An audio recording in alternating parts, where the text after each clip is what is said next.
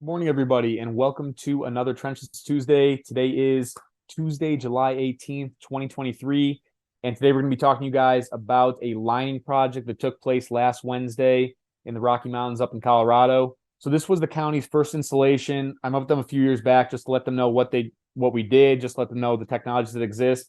And coincidentally, when I was heading down to the fluorescent channel line project, they actually asked me to swing by to take a look at this one culvert that was in question underneath the one road that gets you in and out of this one subdivision with a couple hundred roads up the street. So this culvert was a high priority. It's a 72-inch CMP, or at least it was. In the middle, the smallest measurement was about 68 inches.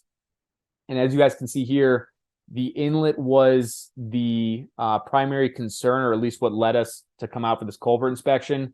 When the neighbors called it into the county, they said that it was completely bent up, which we can see here in this picture, as well as this picture here. So that allowed the water to get under the culvert and probably cause more voids than what had been forming over the previous several years. So with it being the middle of summer, middle of construction season, it was pretty tough even going to be able to get a contractor out there. So the county went ahead and self-performed this install. So this inspection took place on June 27th. We ended up getting the pipe in the ground on July 12th. So over the next couple of weeks, even with the holiday, the county went ahead and got the blocking installed, as well as those steel grouting tubes is actually what the grouting company wanted for this project. In the morning, as you guys can see here, they just had to close one lane of traffic down so they could stage the excavator safely and then get that truck parked over the top with the pipe as well. And from there, it was just snapping and snapping and snapping. They were concerned about the strength of their excavator as well as the reach. So we went ahead and did one 24-foot stick just to slide that one in first. And from there, it was 9 foot sticks. It was a 105-foot run. And even with 10 joints of 54-inch being installed here, this installation took place in under 4 hours. So let me go back to one of the snapping videos. Joint snaps. From there, it's clockwork, as some of you guys know. From there, you just snap it, keep on sliding it in.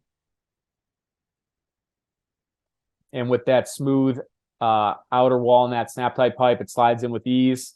And again, snaps together and keeps sliding into place.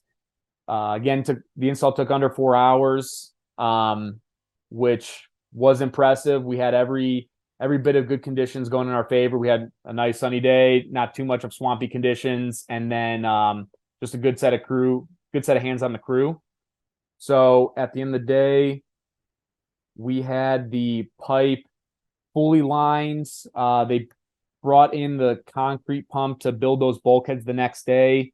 And then with it being the middle of July, it was tough to get that grouting contractor scheduled as soon as possible. So that'll probably happen at some point in August. And from there, they'll have a fully structurally reinforced culvert.